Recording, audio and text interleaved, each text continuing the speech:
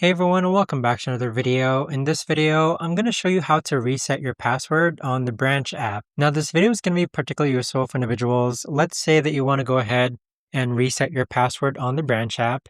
How do you actually go ahead about doing so? Now, this video is going to be short, sweet, and simple, guys. There's not going to be a lot of steps involved. Now, in order to do this, what you're first going to do is log on to the Branch app.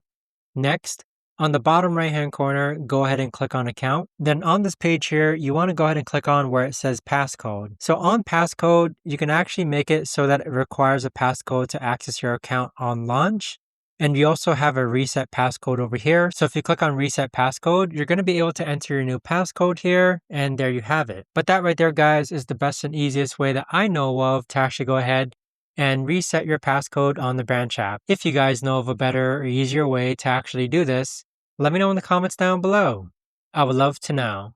Thanks so much for watching, everyone, and I'll see you guys all in the next video. Take care.